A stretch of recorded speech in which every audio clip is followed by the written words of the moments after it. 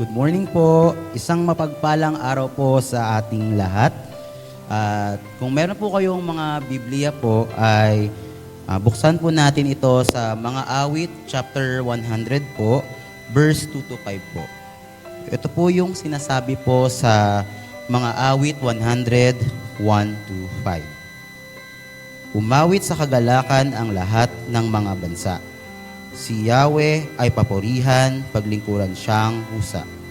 Lumapit sa presensya niya at umawit na may tuwa. O si Yahweh ay ating Diyos. Ito'y dapat na malaman. Tayo'y Kanya, Kanyang lahat, tayong lahat na nilalang. Lahat tayo'y bayan niya, kabilang sa Kanyang kawan. Pumasok sa Kanyang templo na ang puso'y nagdiriwang, umaawit, nagpupuri sa loob ng dakong banal. Purihin ang ngalan niya at siya'y pasalamatan. Napakabuti ni Yahweh. Pag-ibig niya ay walang hanggan, pag-ibig niya ay tunay, laging tapat kailanman.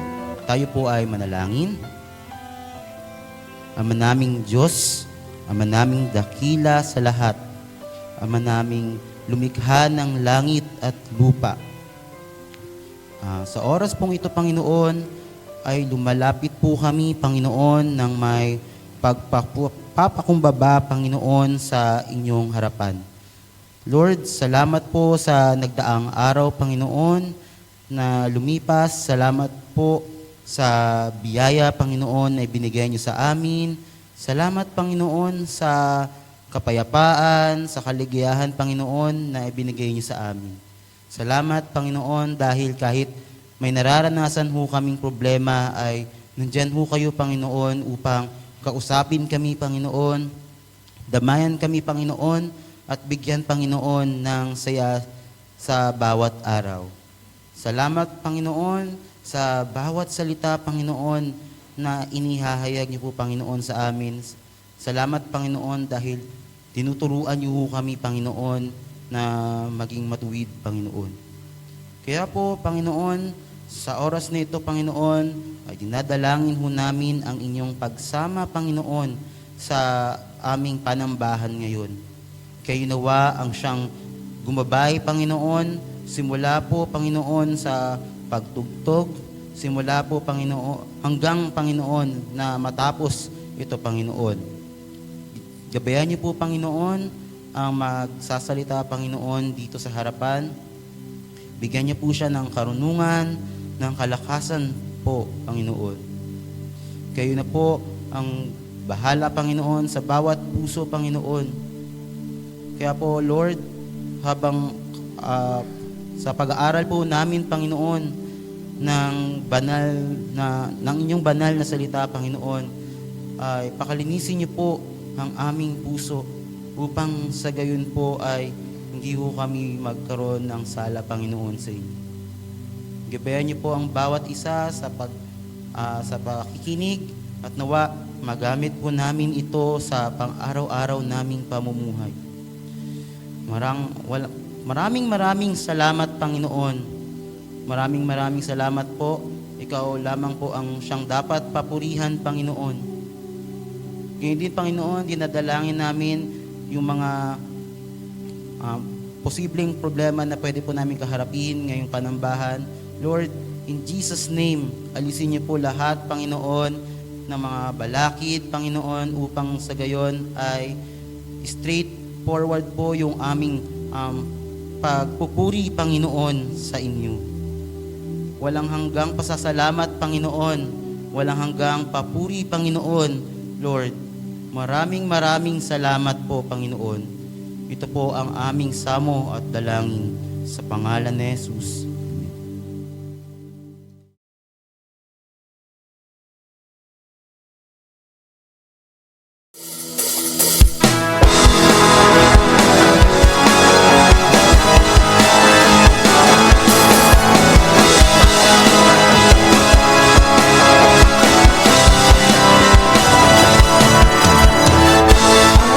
Puso ko'y puno ng sigla pagkat Jesus kasama ka na, lalong gumagaan ang bawat tupa.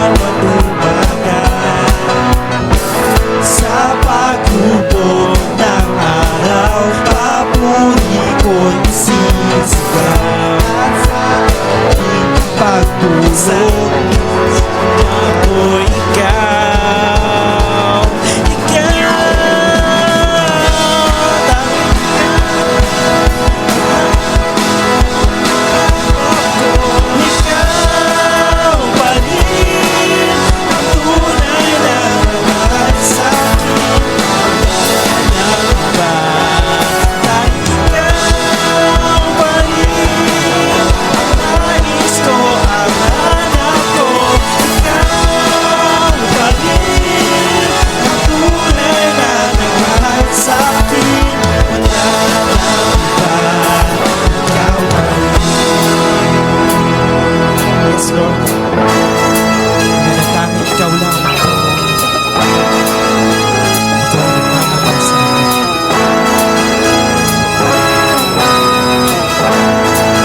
Tunawan ako.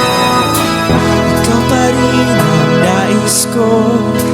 Ikaw pa rin ang hanap ko.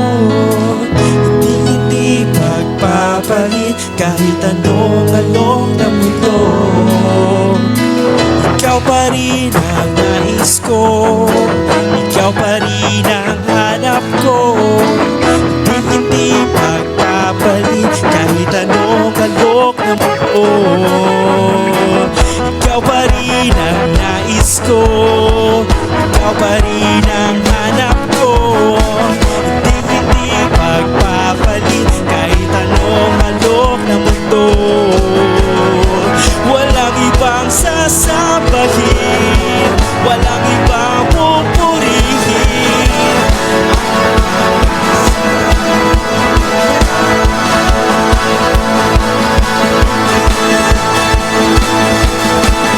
Ikaw pa rin ang nais ko, ang hanap ko.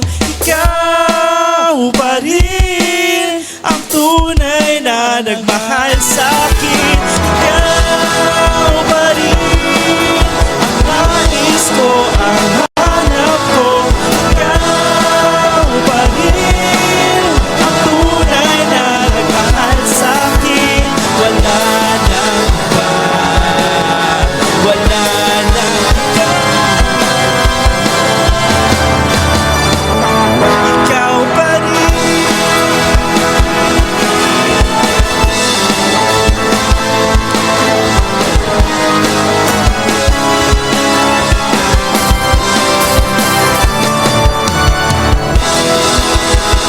Ipalakpakan ito po ang ating patuloy na awitan at pasalamatan. Lusing salamat.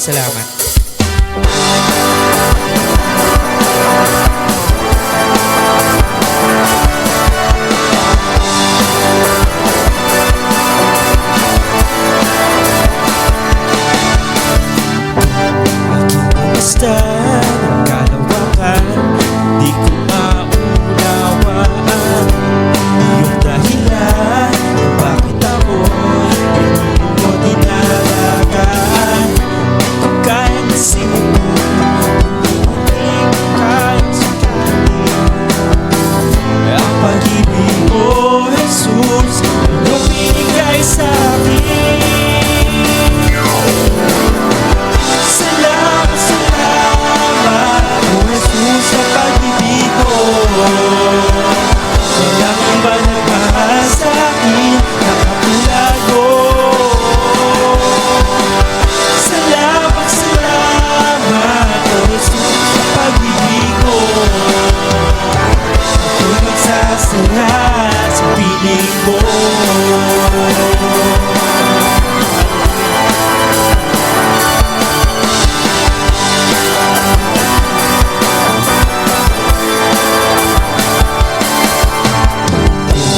Pagsubok man o kagipitan, ako ay mailala sino. Ikaw, Jesus, ang aking sandigan. Hindi mo ko papabayaan. Hindi ko kayang isipin, hindi ko kayang sukatin ang pag-ibig mo, Jesus, na iyong binigay sa akin. Salamat, oh Jesus, sa pag-ibig mo. Walang ibang nagmahal sa akin na katulad mo. Salamat, oh Jesus, sa pag-ibig mo. Ako'y magsasaya sa piling mo.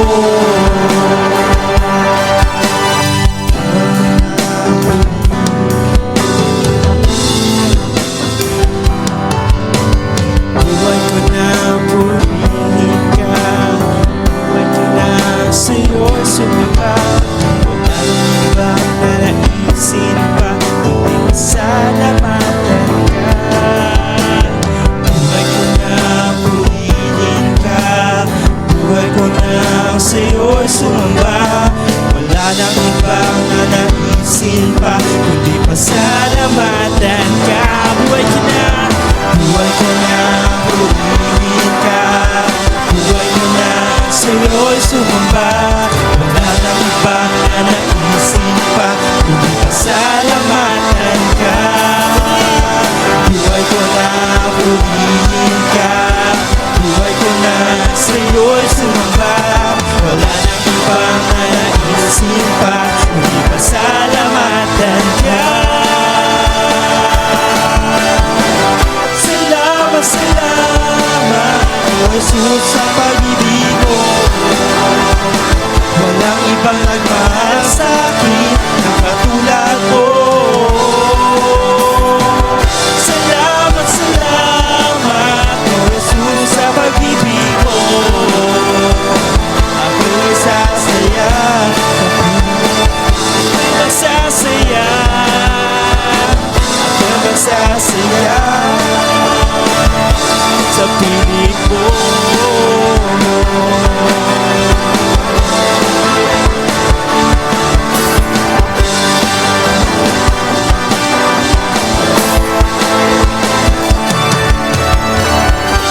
Tutulakpan natin, Panginoon, tunay nga na kami magsasaya, kami magagalak.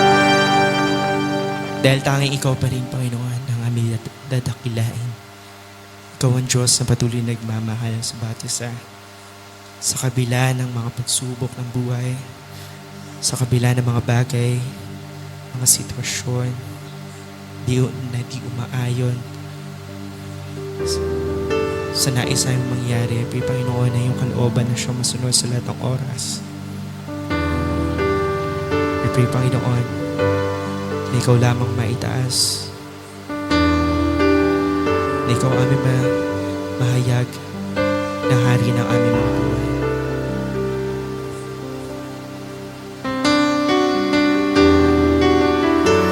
Tuloy-uwitan natin, Panginoon.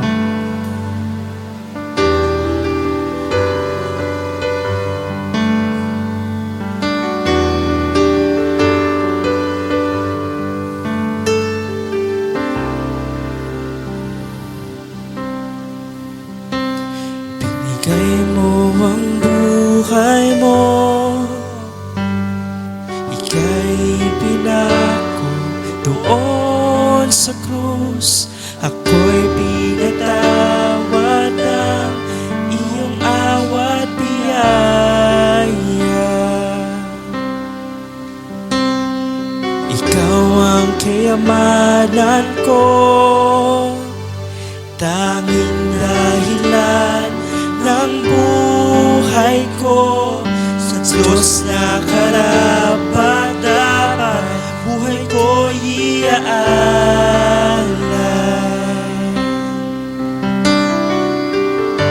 Papuri sa kataas-taasan, papuri sa aking tagapagligtas. Purihin ka, Jesus, Hari ng langit, Hari ng buhay ko.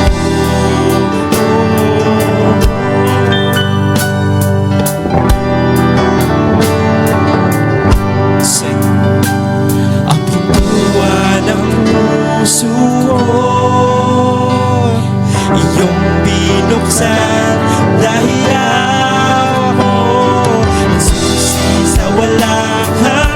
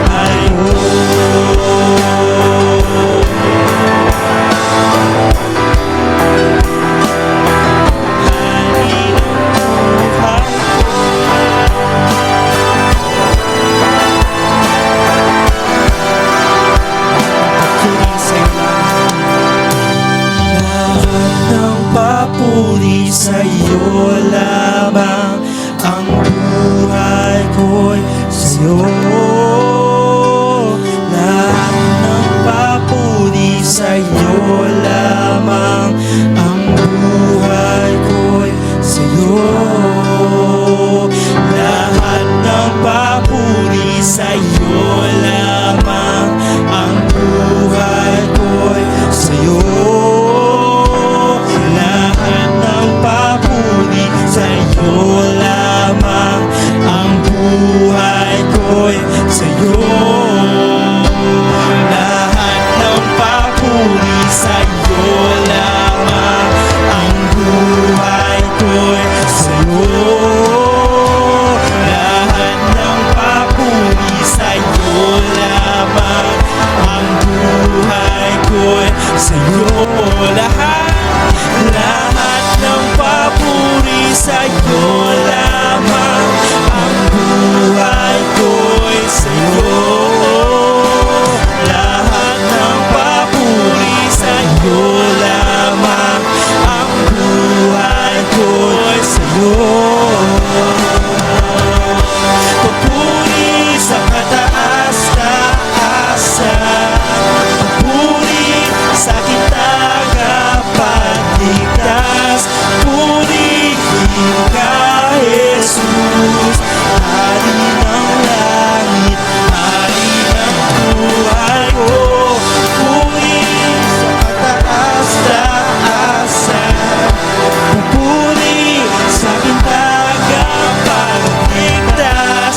Purihin ka, Jesus. Hari ng langit, hari ng buhay ko. Papuri sa kataas-taasan. Papuri sa aking tagapagligtas. Purihin ka, Jesus. Hari ng langit, hari ng buhay. Lahat ng papuri sa'yo lamang. Ang buhay ko'y sa'yo. Lahat ng papuri sa'yo lamang. Ang buhay ko'y sa'yo. Lahat ng papuri sa'yo lamang. Ang buhay ko'y sa'yo. Lahat ng papuri sa'yo lamang. Ang buhay ko'y sa'yo.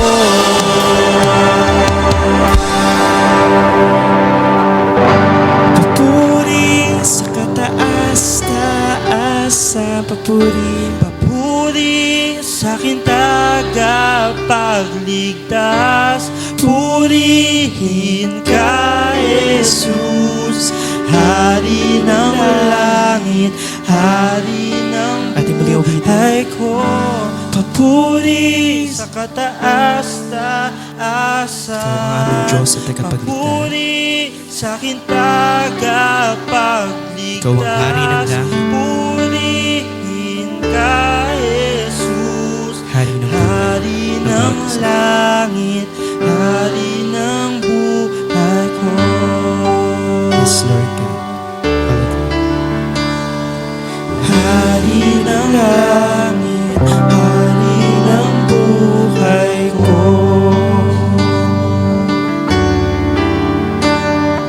Hari ng langit, hari ng buhay ko.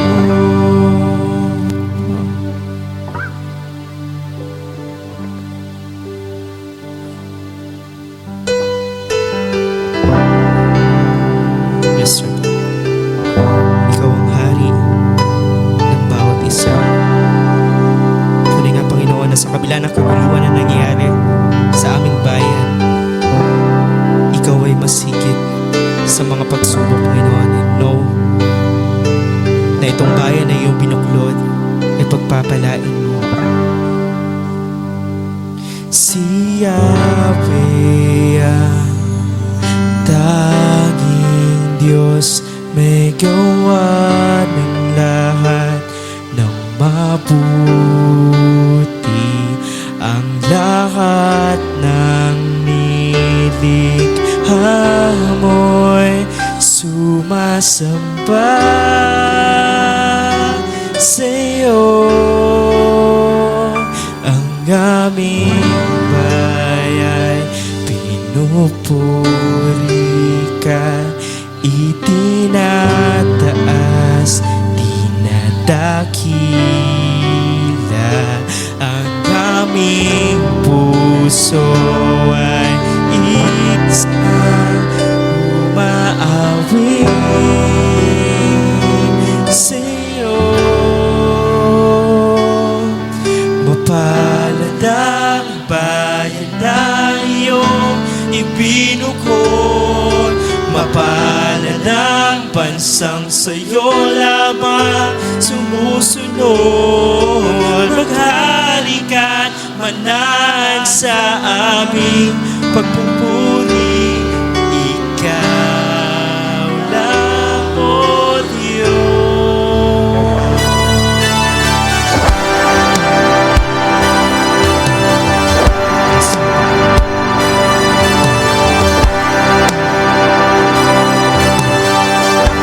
Si Yahweh, tanging Diyos, may gawa ng lahat ng mabuti. Ang lahat ng nilikha mo'y sumasamba sa'yo. Ang aming bayan, pinupuri ka, itinataas, dinadakila. Ang aming puso ay isang umaawit sa'yo. Mapalad ang bayan na iyong ibinukod, mapalad ang bansang sa'yo lamang sumusunod. Maghari ka't manahan sa aming pagpupuri, ikaw lang, O Diyos. Mapalad ang bayan na iyong ibinukod, mapalad ang bansang sa'yo lamang sumusunod. Maghari ka't manahan sa aming pagpupuri, ikaw lang, O Diyos.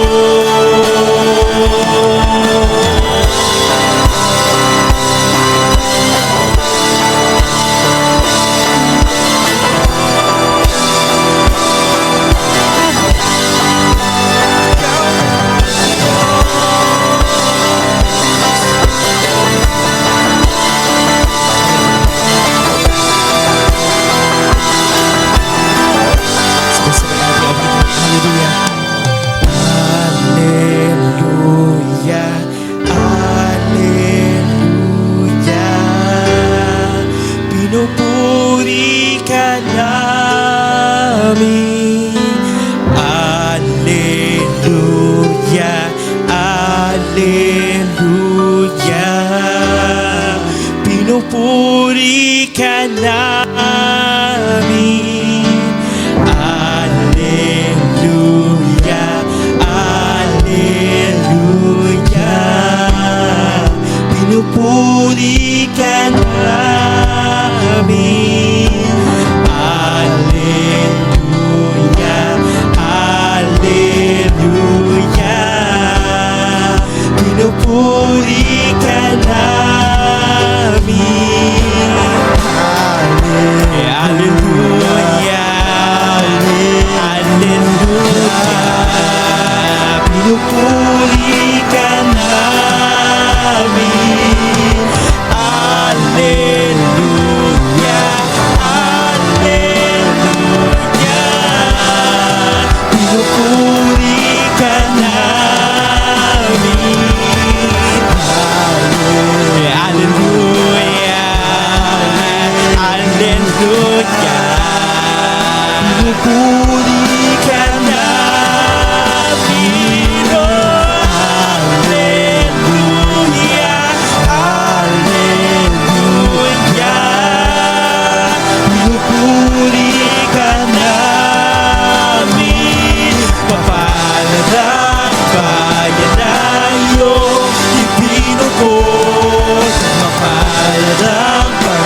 sa'yo lamang sumusunod. Maghari ka't manahan na aming pagpupuri. Ikaw lang, O Diyos.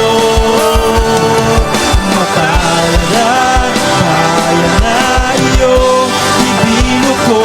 Mapalad ang bansang sa'yo lamang sumusunod. Maghari ka't manahan sa aming pagpupuri. Ikaw lang, O Diyos.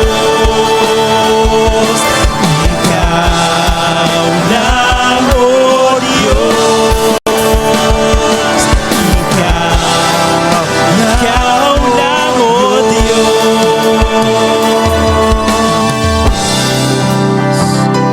Yes, Lord God. Tunay na ikaw lang, Panginoon. Tunay nga na mapalad ang bayan na ikaw ang Panginoon. As we continue to worship you, Lord, let's continue to give our lives to you, Lord. We pray na saliksikin niyo po ang aming mga puso. Huwag niyo po kami tutulapan. Buksan niyo po, Lord, ang aming mga puso at isipan upang lubos naming tanggapin na yung mga salita, yung mga paalala, ang hope, ang peace na nagagaling sa iyo, Lord God. Maraming salamat for this another opportunity, another privilege that we are here in your house to worship, to praise you, to declare that you are the only one, Lord. You are the King of Kings, the King of our lives, our Lord and Savior. Thank you, Lord God. I know hindi kaya ng salita lamang. Hindi namin maaabot, Panginoon, ang iyong karunungan. Kulang pa ang mga pasasalamat namin, Lord God, sa lahat ng biyaya, sa grace, sa mga bagay na pinahintulutan mo sa aming mga buhay. Maraming salamat, Lord God. Maraming salamat. And we pray, Panginoon, that you empower our lives, Lord. May your presence be with us, Panginoon, sa pagpapatuloy ng araw na ito. Hallelujah. Yes, Lord God. Hallelujah. This is all we pray, Lord God. This is all we pray. We declare your glory. We declare that you are King, the King of Kings and Lord of Lords. Purihin ka, Panginoon, purihin ka. Ito na po, Lord, ang aming sabang, aming dalangin. Sa matamis sa pangalan yung anak na si Jesus. Amen. Ating palakpakan natin, Panginoon.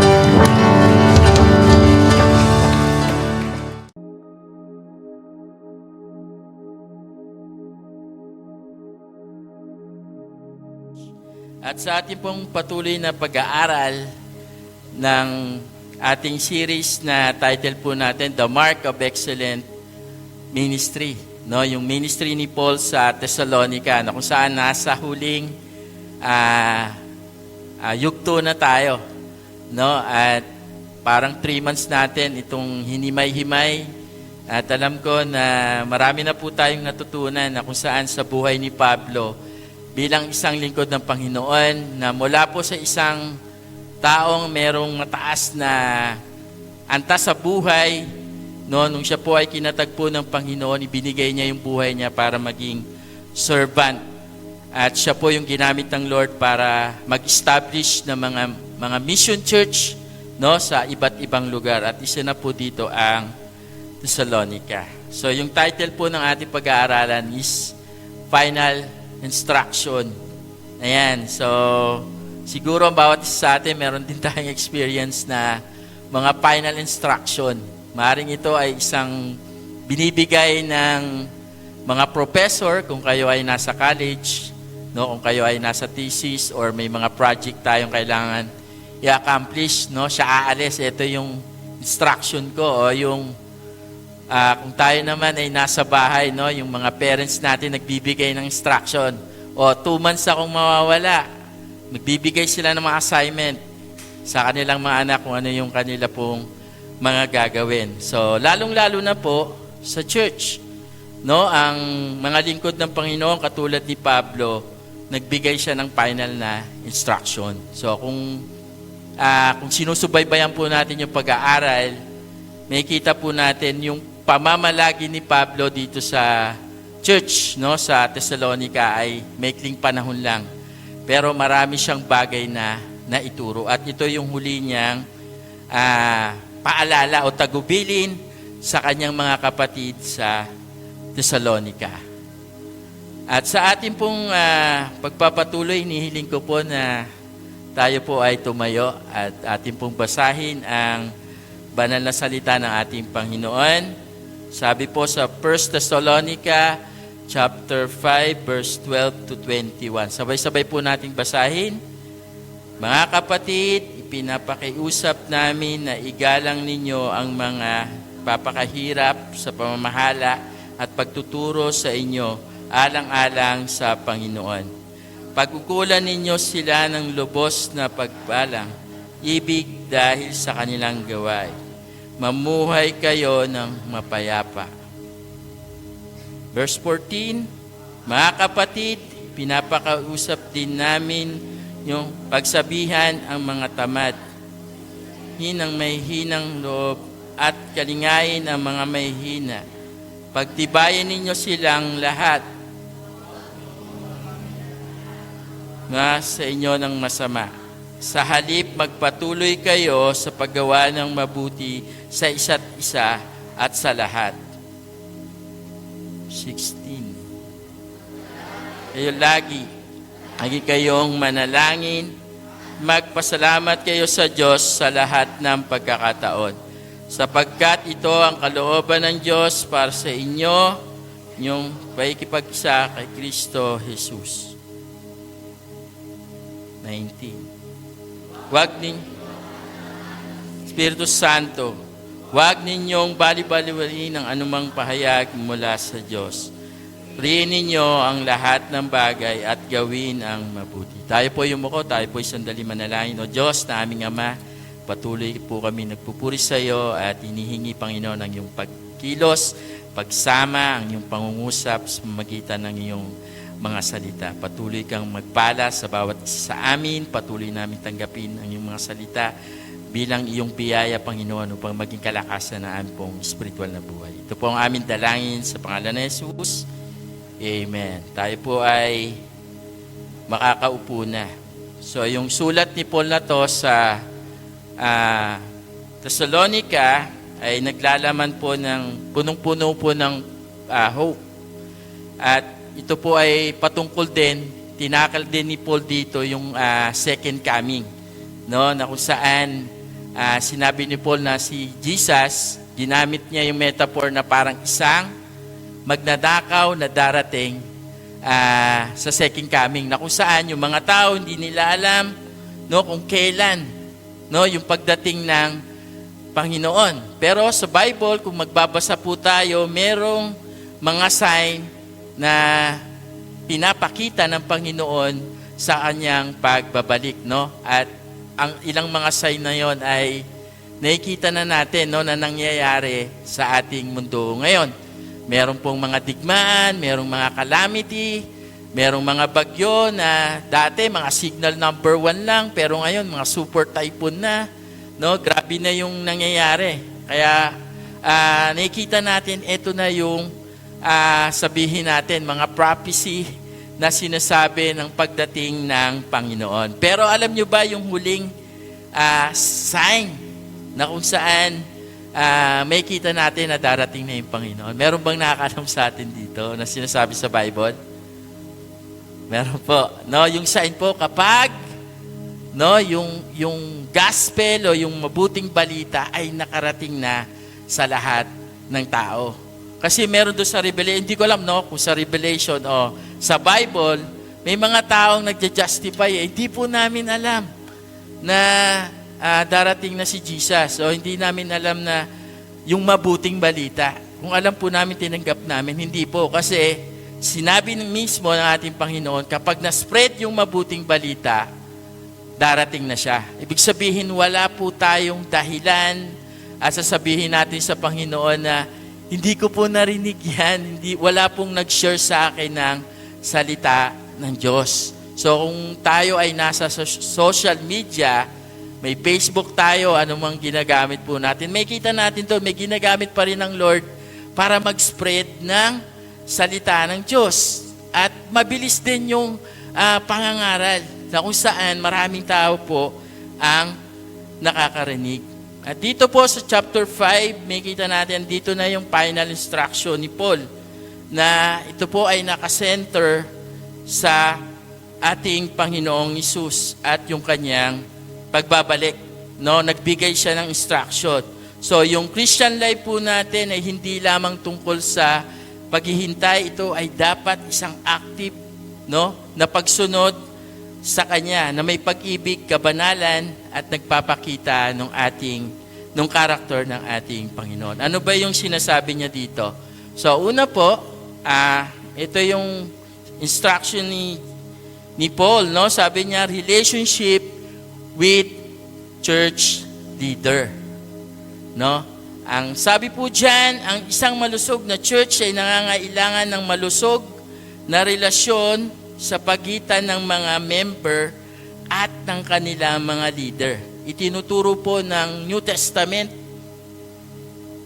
yung mga pastor, no, yung mga elder, yung mga teacher ay hindi lamang upang gabayan ang church kundi pangalagaan ang kanilang spiritual na kalagayan. Kumusta po yung ating relationship sa ating mga leader ng church? So alam ko po, lalo na sa pastor, no, hindi naman po siguro dahil marami po tayo, hindi tayo sabihin natin close na close tayo kay Pastor Larry o kay Pastor Ferd, no, o sa akin dahil talagang limited din yung time.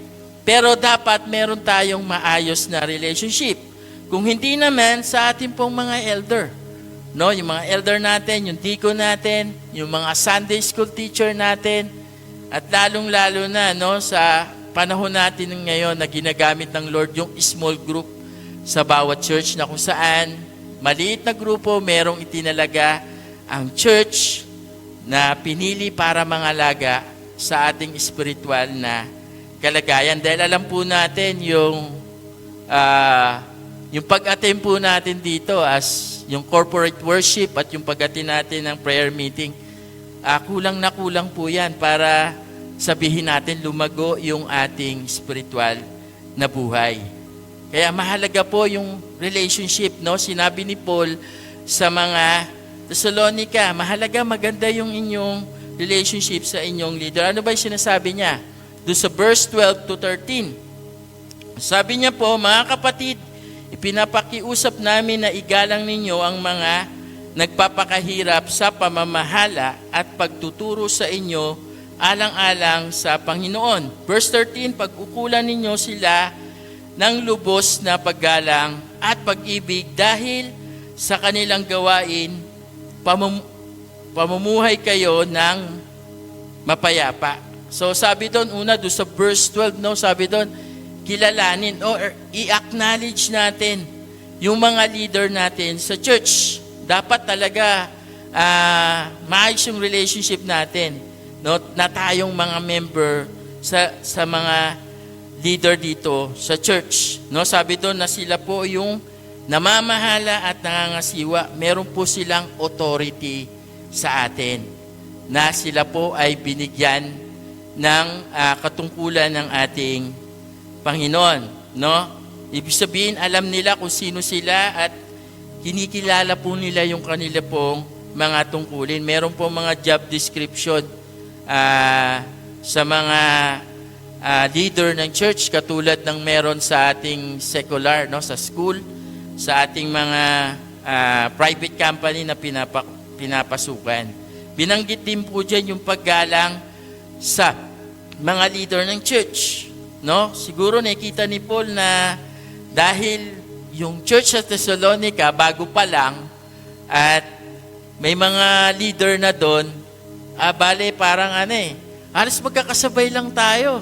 Parang gano'n, di ba? Minsan mahirap kahit sa school, no, na magiging presidente kasing edad mo lang. Minsan mas matalino ka pa, marami lang siyang fans, kaya siya yung nanalo. Pero ayaw mo sumunod. Yan ba yung presidente? Ano naman yan? Mahina naman yan. Dapat ako na lang . No? Marami kasing fans, kaya nanalo sa butuhan. So, dito sa church, hindi po gano'n, no? Meron pong screening at meron po tayong pelotilya. So, alam ni Paul, sino ba yung pwedeng maging leader sa Thessalonica? Maaaring yung iba, magkasing edad lang kami, sabay lang. Nauna pa nga ako dyan, tapos elder na siya. Dapat ako munang maging elder bago siya. Pero alam natin, meron pong character na tinitignan at qualification para maging isang lingkod ng Panginoon. Ang pagkilala at paggalang sa mga leader ng church ay nagbubunga po ng peace, no? Kapayapaan sa loob ng ating pong church, mga gawain. At naiiwasan po yung mga hidwaan at hindi pagkakaunawaan, no? Pagsaway sa mga hindi tamang nangyayari.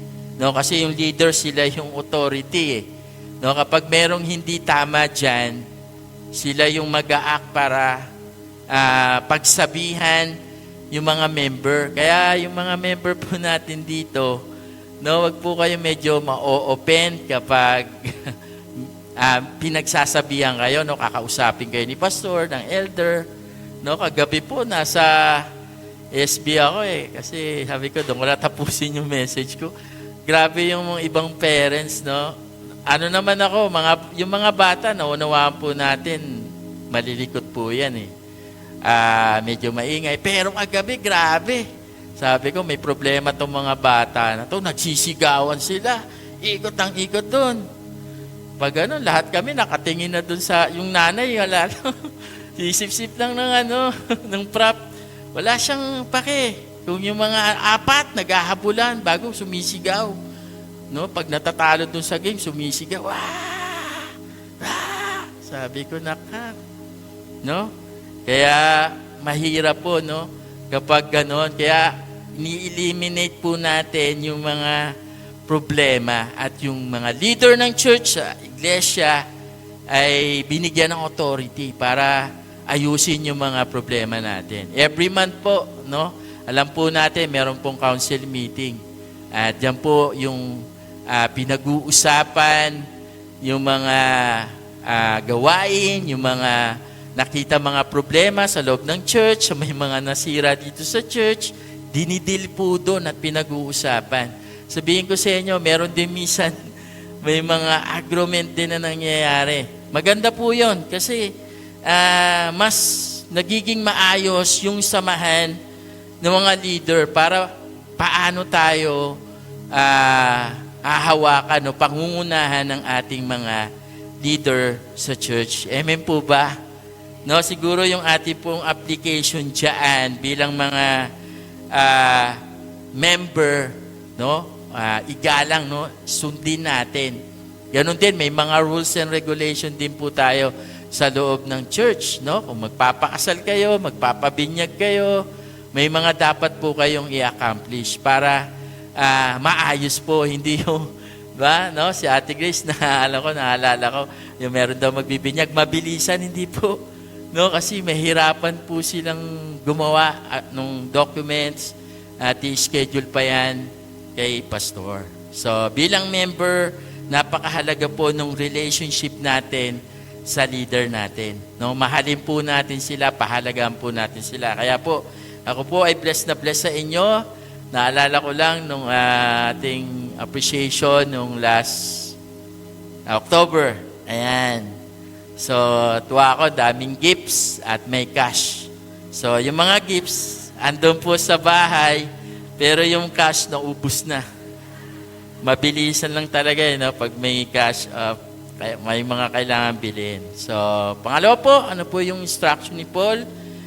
Relationship with fellow believer.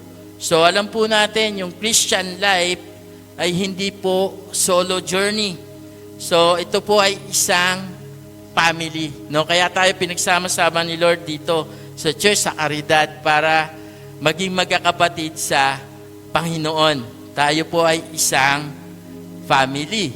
No? Sabi po dyan, ang isang matatag at masiglang Christian community ay nakasalalay sa kung ano ang paikitungo, ang ang mga believers sa, mali ata yung paggawa ko po, sa isa't isa, paulit-ulit na binibigyan diin, no, ng bagong tipan na ang mga tagasunod ni Jesus ay may mga bahagi sa isang katawan na tinatawag upang magmahalan, maglingkod, magpalakasan at magtulungan sa pananampalataya.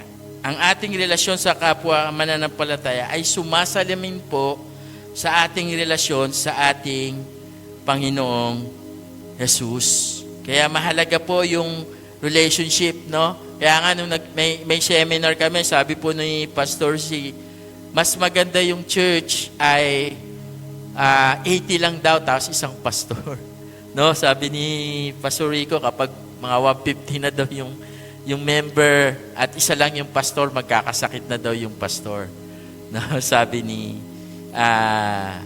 Pastor Rico. No? Pero dito naman, di naman isang pastor. No? Marami naman tayong, may pastor tayo, 3, at may mga leader tayo sa church. At habang dumadami po yung mga member, nagkakaroon po ng mga conflict yan. No? Sa mga mega church, ang problema po nila, nag-aaway po sila sa parking. No? Ang laki-laki po ng church nila, mga member nila, mga 3,000, 5,000. Magkakapatid sa Lord, no? Nagkakaroon ng physical na na activity doon sa parking kasi nag-uunahan. Kaya sabi ni Pastor C doon sa po namin, mas maganda yung maliit lang yung church, no? Mas na-cater yung mga tao. Dahil ang hirap po, no, na ang dami po natin, iba-iba yung ating mga attitude, paano tayo pakikisamahan, hindi lang ng mga leader, kundi yung bawat isa sa atin. At dito rin, no, meron na rin tayong mga permanent seat na alam natin na, oy, dito nakaupo sila Ate Ina, dito yung mga kabataan. Dito yung mga kabataan. No? Kaya hindi pwedeng magpalit kasi hindi ko alam, no, kung magkakaroon ng problema kapag may umagaw nung ating paboritong upuan. So, ano pong sabi sa Thessalonica chapter 14 verse 15, mga kapatid, pinapakiusap din namin na inyong pagsabihan ng mga tamad, pasiglahin ang may hinang loob at kalingain ang mga may hina. Pagtiyagaan ninyo silang lahat. 15, huwag ninyong paghigantihan ang gumagawa sa inyo ng masama. Sa halip, magpatuloy kayo sa paggawa ng mabuti sa isa't isa at sa lahat. No, sa ibang version po, doon sa verse 14, hindi po ginamit yung tamad eh. Ginamit po doon yung paamuin, yung mga walang disiplina. So dito yung version, ginamit yung word na tamad. Pwede natin sabihin na yung mga tamad, wala po silang disiplina. No, kahit sabihin natin, no, pumunta tayo sa bahay. No, yung mga anak natin na tamad, no, pagising, cellphone agad, imbis na maligpit ng mga pinaghigaan. Walang disiplina po yun. No, pag pumunta naman tayo sa school, ganun din. No, papasok walang ID, kaya mag-over the backod para makapasok sa school. Walang disiplina. No, tamad, hindi man lang naihanda yung ID niya. No, sa work, ganun din. Lalo na nung tatrabaho ko sa EPSA. No, ang trabaho ay 12 hours, pero pwedeng magtrabaho ng 4 hours lang. Kasi nga paggabi, wala nang bisor, wala nang manager, kanya-kanya na ng pwesto, matutulog na sila. At kawawa po yung mga contractual, isa po ako sa contractual. No, trabaho ng regular, ako po yung gumagawa, pero mas mataas pa yung sweldo niya sa akin kasi regular siya. Ako ay contractual lang. Kaya ginamit dito yung word na yun kasi nga sabi, paamuin at palakasin ang isa't isa. Hindi lahat ng kapatid ay malakas sa pananampalataya. May mga nadadapa, naliligaw, nawawala ng disiplina. Tinatawag tayo na ituwid sila ng may pag-ibig at hindi panghusga. So, binigay sa atin ng Panginoon yung bawat isa para matulungan natin sila sa kanilang buhay. Meron talaga mga pasaway. Di lang naman sa trabaho, no? Sa lugar na pinupuntahan natin. even the church. No, sabi nga nung isang pastor, mas matindi kapag nakakita ka ng pasaway sa loob ng church. Talagang matindi yung problema na yan. No, kasi siya yung magpapaputi daw ng buhok ng mga pastor against sa sa gawain ng Panginoon. Di makita kung ano yung magandang resulta nun. Kundi nakikita niya na hindi tama to ginagawa para sa gawain ng Panginoon, no, sa kanyang opinion, no. Sinabi din diyan, tulungan ang mga nanghihina at mahalin ang lahat. To, alam po natin yung spiritual na buhay natin bilang mga anak ng Diyos iba-iba. No, kaya sinasabi, ilang beses natin tutulungan yung mga nanghihina. No, sabi doon, yung pagdating po sa pag-aakay, sa restoration, mahaba po yung ibinibigay nating panahon dyan. Yung pag-aaruga, lalo na pag 1 year pa lang silang Christian. No, pag sa mga lalaki, 1 year pa lang, magiinom pa rin po yan, maninigarilyo pa rin po yan, magsusugal pa rin po yan. No, magmamadyong pa rin yan. No, kasi nagkakaroon pa lang siya ng battle doon sa kanyang sistema sa buhay. Kaya hindi tayo dapat hindi na siya nagiinom. Dapat hindi na siya naninigarilyo. Isang taon Pero hindi po Matagal po, no? Alam po natin, proseso yung pagbabago na ginagawa ng Panginoon. At tatagal lang po yung kanyang pagbabago kung hindi po natin siya tutulungan. At pagdating naman po doon sa pagmamahal sa lahat, no? Pumapasok dyan, di tayo nagdi-discriminate ng mga tao. Kahit sino po open na pumasok sa church. No? At kahit sino pwede nating kamayan, kahit sino pwede nating tulungan, di tayo namimili. Dahil sinabi ng Panginoon, yung utos niya, di ba? Mahalin natin yung kapwa natin. Katulad ng pagmamahal natin sa ating sarili. Binanggit din dyan sa verse na yan, huwag gumanti ng masama at gumawa ng mabuti sa lahat, no? At sinasabi ni Paul, no, sa loob ng church, no, kahit sa labas, no, meron pong mga alitan, may mga pangyayaring ganon na kung saan even yung mga pastor na dedemanda, mga member nagkakaroon ng diskon sa barangay, no? At nangyayari po yan. Pero tinuturuan tayo ng Panginoon bilang pagmamahal natin, bilang relasyon natin sa ating mga kapatid, na mas mabuti, wag na tayong gumante. No? Kasi mas lalala lang, no? At sabihin natin, nasisira yung ating testimony bilang mananampalataya. Kasama po yung ating iglesia. Kaya yung application natin dito, pwede natin sabihin na meron ba tayong mga kapatid ngayon na sa tingin natin na nangihina, no, bumagsak sa isang, sabihin natin, matinding kasalanan, na pwede po nating ipag-pray, puntahan sa bahay, no, kausapin natin para maibalik natin. No, nangyayari po yan sa church. Minsan, ang dami, minsan nagugulat tayo. Nasaan na yung family nila? Nasaan na si no, minsan kasama pa nga natin sa ministry At nakikita natin yung church ay nagkukulang sa restoration. Natulungan po sila. Ang nangyayari po, nakakalungkot, anong nangyayari po? Pinagchichismisan pa natin sila at sinasabi pa natin, minsan ako, mabilis din mag-judge na, hindi pala ganon. No, tinuturuan tayo ng Panginoon, iba-iba yung paraan ng Diyos paano tayo binabago. No, kahit masama yung mga nangyayari, alam po natin sa dulo, gumagawa ang Diyos sa buhay ng mga tao na kumilala sa Kanya bilang Panginoon at sariling tagapagligtas. Kaya sabi ni Paul, ayusin nyo yung relationship nyo sa kapwa nyo, kapatid. Kapatid nyo yan sa Panginoon.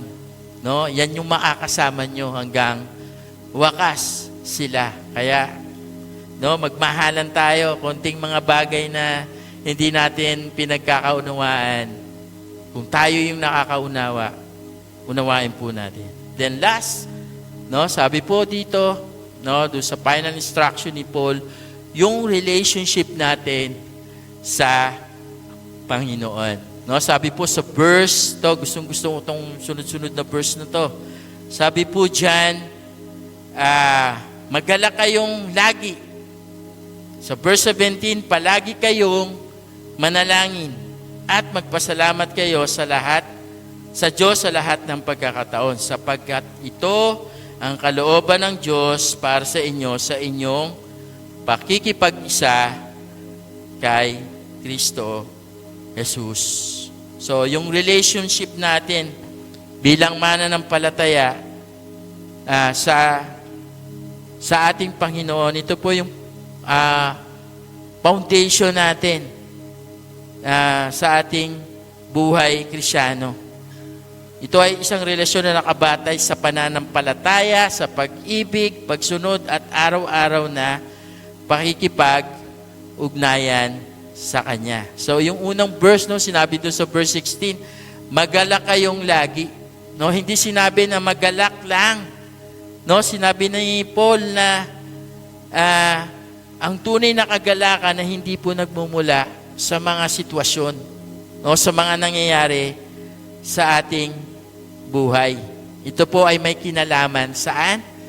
Doon po sa kaugnayan natin sa ating Panginoon. Pwedeng magbago yung senaryo po sa buhay natin. Doon sa small group po namin, meron pong question doon na icebreaker. Ano yung isang bagay na ano yung isang bagay na hindi mo inaasahan na naganap sa'yo, parang yung last yung icebreaker, ako naalala niyo po. At meron doon isang leader namin, nag-share, sabi niya, hindi niya inaasahan na magaganap na magkakaroon sila ng financial difficulties kasi yung tatay niya maganda yung trabaho nangongontrata yung pintor. At malaki yung kinikita. Nagkasakit yung papa nila. So, dati medyo maayos buhay nila, nakakain sila na maayos, may baon sila sa school, pero ngayon, yung tatay nila, nung dinalaw ko, first time ko lang makita ng tao na halos buto na lang yung katawan. Sabi ko, ganito pala yun. Pag wala ka ng laman, no, sobrang payat, no, nagkaroon po ng sakit na TB na kung saan kumalat po sa buong katawan. Yun ang sinabi. Kaya sinabi niya nung leader namin na yun na hindi nila inaasahan na magkakasakit yung tatay nila na nagpo-provide sa kanila. Maaring mangyari po yun sa buhay ng mga bawat isa sa atin. Pwedeng may mangyari at pwedeng umagaw ng ating kagalakan sa Panginoon. Pero sabi ni Paul, no, at sinasabi ng Panginoon, merong kagalakan sa gitna ng mga pinagdadaanan natin. No, kahit may problema tayo, meron tayong kapayapaan dahil kasama natin ang Panginoon. Sabi dito, ang kagalakan ay galing sa Diyos ay hindi mawawala kahit umina yung ating mga emotion. No, sabi doon sa verse 17, no, sabi, palagi kayong manalangin. No, ang panalangin po, hindi po paminsan-minsan ginagawa lang. No, pag sinabing palagi, ako, narinig nyo ba yung kantang palagi? Na kinakanta, isang love song na kanta. No, kapag binasa mo, ginagamit nga siya sa mga wedding, di ba? Na kung saan, di ko alam yung buong lyrics, pero yung meaning, maganda, patungkol doon sa partner niya, sa kanyang relationship doon sa partner niya. Palagi, no? Na kung saan, ganun din yung gusto ng Panginoon. Palagi tayong may connection sa Kanya sa magitan ng panalangin. Palagi tayong nakikinig sa ating Panginoon. No? Palagi tayong lumalapit sa bawat sandali. Kasi minsan talaga, totoo lang, mga kapatid, lumalapit lang tayo sa Diyos kapag panghuli na. No? yung hirap na yung staying mo, wala na. Pinipilit kasi natin kayanin. Gumagawa tayo ng sarili nating effort na sa tingin natin, kaya ko to. Kahit hindi ko tawagan ng Panginoon. Pero ipapakita ng Lord na hindi natin kayang mabuhay mag-isa. Lalo na kung tayo ay Kristiyano. Kailangan natin ng kalakasang nagmumula sa ating Panginoon. At yung prayer ay isang kapangyarihang ipinagkaloob sa atin ng Panginoon. Kaya nga doon sa awitin na iparanas mo sa amin ang iyong kapangyarihan, in prayer po yun.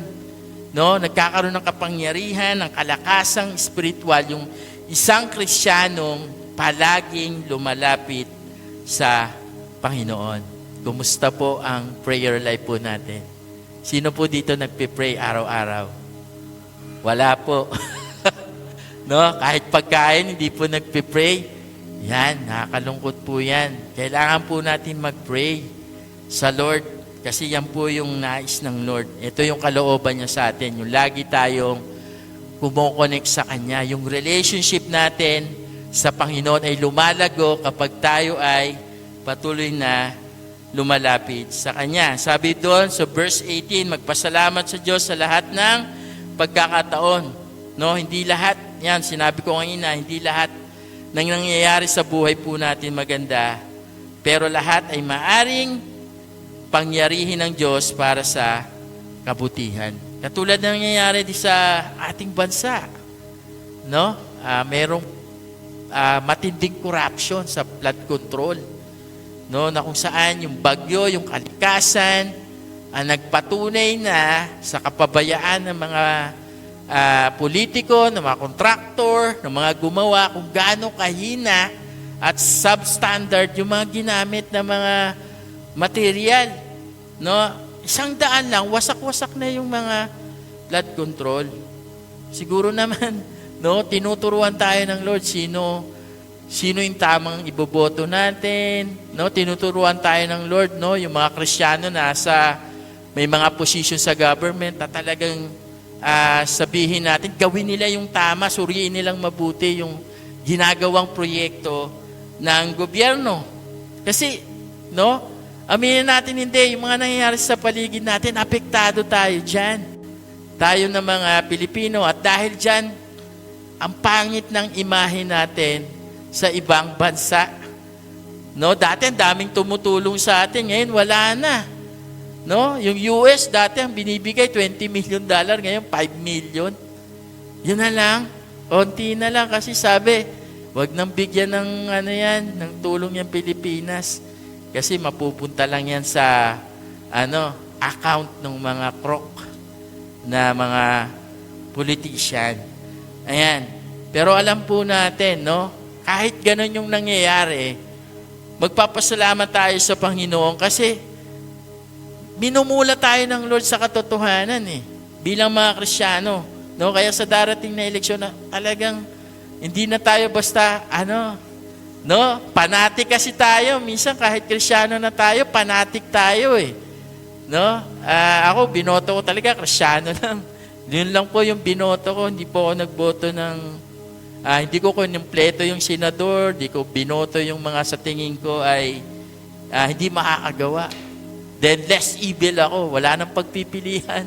Tingin ko, eto na yung kahit paano may magagawa sa bayan natin. No?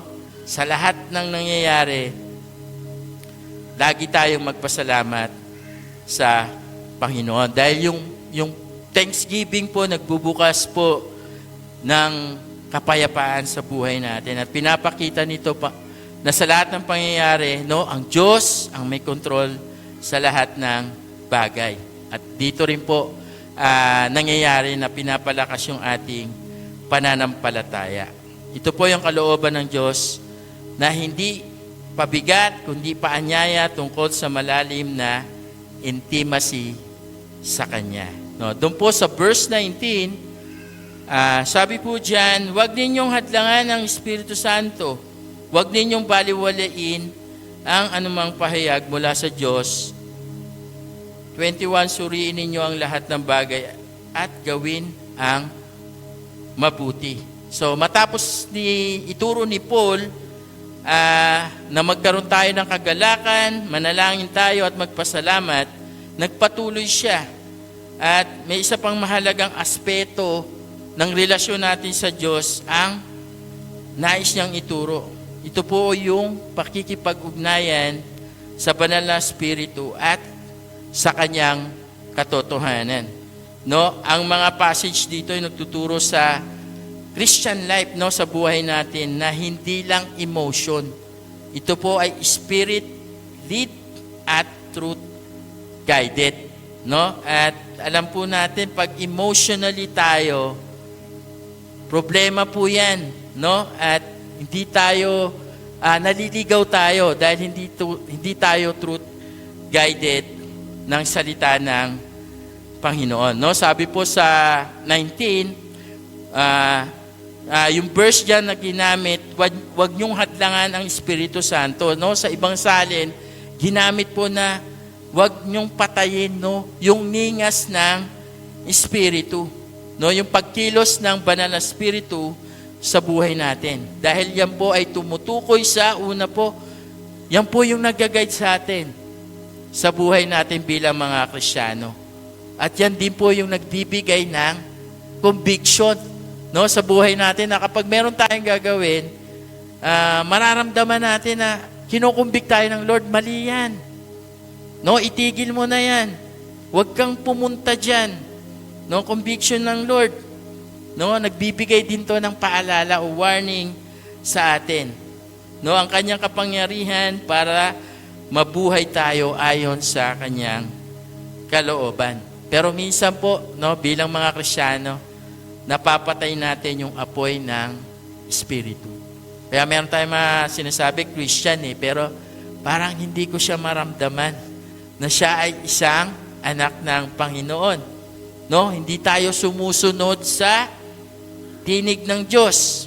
No, kaya mahalaga yung pakikinig Pag may nagsisermon, kapag yung small group nyo ay nagtuturo, yung mga cellphone natin, i-off natin, no? I-set aside natin kasi distraction yan Paano natin maririnig yung tinig ng Panginoon? No, ngayon, no, niloob ng Diyos na magkaroon ng ganitong pag-aaral para sa iyo, no? Niloob ng Lord, hindi ka masyadong nakinig. So, mahirap, no? Yung espiritu natin, iindap-indap lang, mahina. At minsan po, ang masakit, pinipili pa natin magkasala. Alam natin mali yun Alam natin mali yung pagsusugal, alam natin mali yung pag-iinom, alam natin na meron na tayong ka-relationship pero may ka-chat pa tayo. Alam natin na bawal manood ng mga X-rated na yan, bawal mag-fast forward ng mga pinapanood. Pero ginagawa natin, no? At sinasabi natin, walang nakakaalam, walang makakakita. Pero, no, ang ating Panginoon mas matindi pa sa HD quality na CCTV camera na nakatutok sa atin. Imagine niyo meron kayong CCTV camera na habang lumalakad kayo nakatutok. No? Ganun po yung senaryo na kung saan kitang-kita ng Lord lahat ng ginagawa natin at hindi po tayo makakapag sinungaling. No?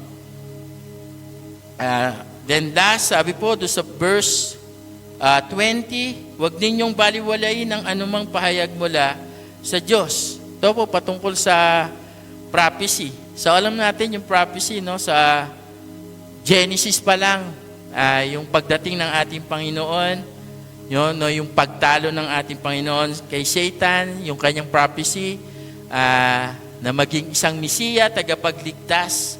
Pero no, sa panahon natin ngayon, itong prophecy na to, ito po yung salita ng Diyos na pinapahayag ng mga lingkod ng Diyos. No, yung mga pangangaral ng salita ng Diyos, no, paalala o babala galing sa Kanya. Katulad nung tinakal natin last about second coming. No, nagtatanong yung mga believer, kailan ba, ano ba mauuna? Yung rapture o tribulation muna? No, doon sa theology na alam natin, no, sa UNIDA, ano tayo, hindi na tayo pararanasin ng tribulation. Kukunin na tayo ng Lord. No, isasama tayo sa alapap. Kaya nga merong verse dun sa Revelation, ang magtiis hanggang wakas, maliligtas. Iba na po yung ano dun eh. Yung meron pang salvation na ibibigay pero hindi na by grace. No, kung magiging matatag ka at hindi ka magpapatatak doon sa sinasabing sisiksik, yun, maliligtas ka. Siguro pupunta ka ng mga bundok, no? Para lang hindi maranasan yung ganong mga mangyayari. Pero mahalaga na hindi natin binabaliwala yung prophecy. Kasi yung prophecy kapag sinabi sa Bible, mangyayari yan. No, wala makakapigil kasi inordain na ng Lord yan eh. Mangyayari yan. So, paano napapahamak yung prophecy ng Panginoon? No? Pag binabaliwala natin. No, halimbawa, ngayon, alam natin yung salita ng Diyos pero hindi natin sinusunod. No? Pinipili natin paniwalaan yung opinion ng tao kaysa sa katotohanan ng Diyos. Alam natin na yung salita ng Diyos magkakaugnay yan eh. Sabihin natin, nagtutulungan sila para patunayan kung sino ang Diyos at kung ano ang ginawa ng ating Panginoon. Pero sa iba, no, ginagawa na parang salungat, no, yung salita ng Panginoon. Kaya mas mahalaga, tignan natin, ano ba yung sinasabi ng salita ng Diyos? Hindi yung opinion ng mga tao na kahit na sabihin kilala sila, mga Bible scholars sila, malalim ba yung kanilang agrumento tungkol sa bagay na yan. And, no, sabi nga doon sa dulo, suriin ang lahat ng bagay at panghawakan ang mabuti. No? Hindi ibig sabihin lahat ng spiritual ay totoo. Minsan, di ba, tayo, gumagamit tayo ng mga verse, wrong context, no? At hindi natin tinitignan na tama ba yun? Minsan, no, sa praise and worship leader, gumagamit ng mga verse, ini-exhort nila, mali naman yung konteksto. At yun po yung nagiging problema natin. Kaya ito, sa relasyon natin sa Panginoon, mahalagang malaman natin yung mga bagay na ito sa pagkilos ng banal na spirito sa atin. Kaya pag tinitignan natin yung salita ng Diyos, pinag-iisipan natin, inaaral natin, tinitimbang natin ayon sa kanyang salita at piliin kung ano yung totoo at ang pinaka-mainam. Ito ang relasyon ng Diyos, hindi lang bulag sa paniniwala, kundi merong discernment na ibinibigay ng Espiritu Santo. Kung lumalalim tayo sa salita ng Diyos, meron po tayong discernment. No? Nalalaman natin, mali ito, kasalanan to, hindi to tama, hindi to dapat nangyayari sa loob ng church. At yan po ay mahalaga sa ating paglago sa relasyon sa ating Panginoon. Pas na tayo. Ayan, sa conclusion, no, sabi po dito, ito ang buod ng buhay Kristiyano, sumusunod, magmahal, magpasalamat at magtapat sa Diyos. Nawa maging totoo sa ating araw-araw ang mga tagubiling ito upang ang ating church ay maging matatag at patuloy na magningning para kay Jesus. Final instruction ng Panginoon sa atin. God bless po at pagpalain tayo ng Panginoon. Niling ko po na tayong lahat ay tumayo at tayo po ay magwakas sa panalangin. Aming Diyos, aming Ama, salamat po sa natapos po naming pagsamba. Salamat po sa pagkilos mo, sa paghipo mo sa bawat isa. Salamat po sa iyong salita na nagpapaalala sa aming Panginoon bilang anak mo, bilang member ng iyong church dito sa Caridad. Dalayan po namin na magkaroon po kami ng maayos na relationship, no, sa aming pong mga leader. Ikaw po ang tumulong sa aming Panginoon, sa aming pong pakikitungo sa kanila. Pahalagaan po namin sila igalang po namin sila dahil alam po namin sila po yung ibinigay mo upang tumulong sa aming spiritual na buhay. Dalangin din po namin ang aming pong pakikipag-ugnayan sa aming pong kapwa mananampalataya.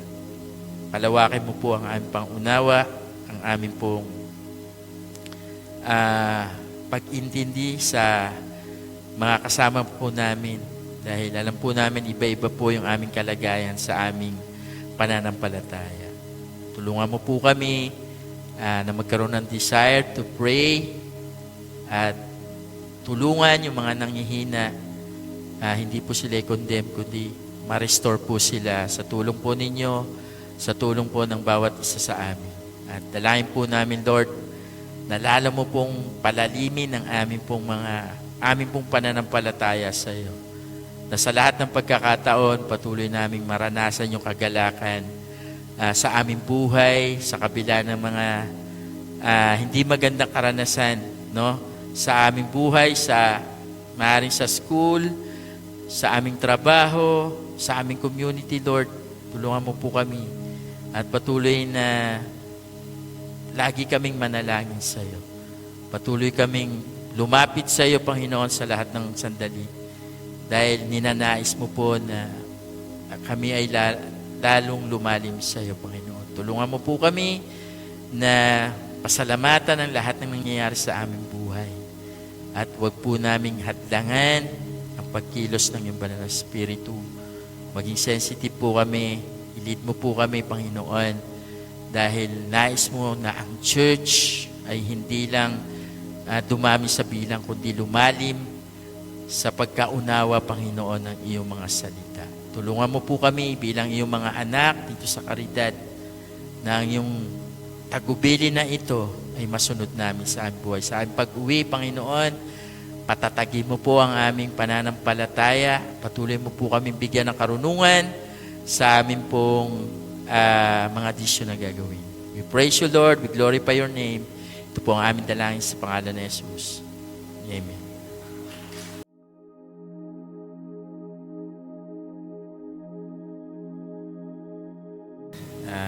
Father God, salamat po sa umagang ito. Salamat po na kami ay yung pinagsama-sama bilang mga anak mo, Panginoon. To worship you, Lord, sa Espiritu at sa katotohanan. Salamat, Panginoon, na ikaw ang siyang nanguna, Panginoon. We pray, Lord, sa bawat family ng aming church dito sa Caridad. Patuloy mo pong pag-alabin yung kanilang pag-ibig at relationship sa bawat isa sa kanila. Patuloy ko pong dalangin ang aking mga kapatid na mga nag-aaral.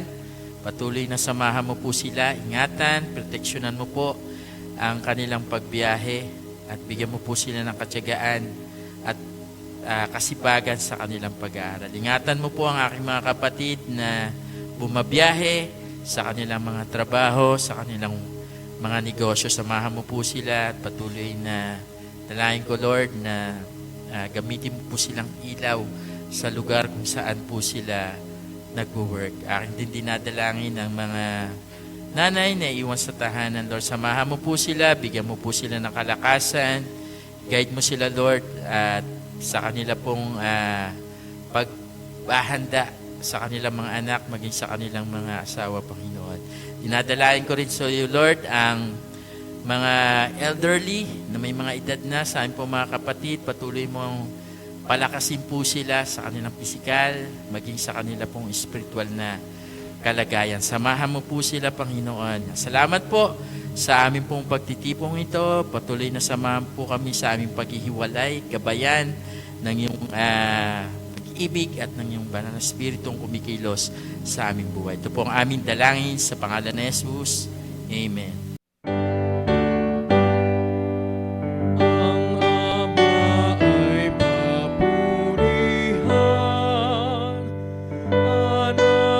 Sa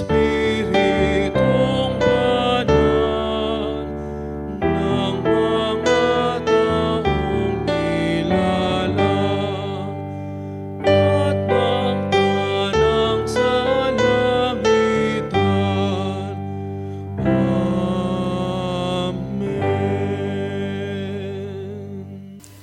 Sa Kanya na makapag-ingat sa inyo upang hindi kayo magkasala at makapaghaharap sa inyo ng walang kapintasan at may malaking kagalakan sa Kanyang kaluwalhatian sa iisang Diyos na ating tagapagligtas pamamagitan ni Jesucristong Panginoon natin. Sa Kanyang kapurihan, karangalan, kadakilaan, kapangyarihan mula pa noong una, ngayon at magpakailanman. Amen.